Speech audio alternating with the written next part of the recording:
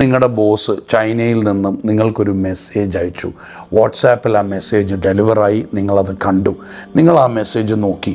ആ മെസ്സേജിൽ ചൈനീസ് ഭാഷയിൽ നിങ്ങളുടെ ബോസ് നിങ്ങളോട് എന്തോ സംസാരിക്കുന്നു. എന്താണെന്ന് നിങ്ങൾക്ക് മനസ്സിലായിട്ടില്ല. കാരണം നിങ്ങൾക്ക് ചൈനീസ് ഭാഷ അറിയില്ല. നിങ്ങൾ എന്ത് ചെയ്യും? സ്വാഭാവികമായിട്ട് ചൈനീസ് അറിയുന്ന ഏതെങ്കിലും ഒരു വ്യക്തിയോ ഒരു സിസ്റ്റത്തിലോ പോയി ആ ഭാഷയിൽ ആ ബോസ് പറഞ്ഞത് എന്താണെന്ന് നമ്മൾ മനസ്സിലാക്കും. കാരണം എന്താണ്? ബോസിന് മറുപടി കൊടുക്കണ്ടേ. 1400 വർഷങ്ങൾക്ക് മുമ്പ് നമ്മുടെ സൃഷ്ടാവ് നമ്മളോട് പറഞ്ഞ ആ സന്ദേശം വളരെ കൃത്യമായി സുരക്ഷിതമായി പ്രിസർവ് ചെയ്തു വെച്ചിരിക്കുകയാണ് വിശുദ്ധ ഖുർആനിൽ. ആ മെസ്സേജ് എന്താണെന്ന് നമുക്കറിയണ്ടേ?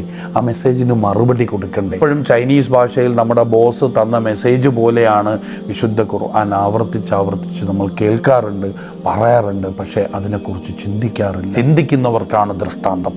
ഇത് വായിക്കുമ്പോൾ ചിന്തിക്കാൻ സാധിച്ചില്ലെങ്കിൽ പിന്നെ എന്ത് ദൃഷ്ടാന്തമാണ് നമുക്ക് കിട്ടാൻ പോകുന്നത്? അതിനെക്കുറിച്ച് ചിന്തിക്കാൻ സാധിക്കണമെങ്കിൽ ആ വായിക്കുന്നതിൻ്റെ അർത്ഥം നമ്മുടെ ഉള്ളിൽ തട്ടണം. കോണ്ടെക്സ്റ്റ് മനസ്സിലാക്കണം. കോണ്ടെക്സ്റ്റും ആശയവും മനസ്സിലാകുമ്പോഴാണ് ആ മെസ്സേജ് നമുക്ക് മനസ്സിലാവുള്ളൂ.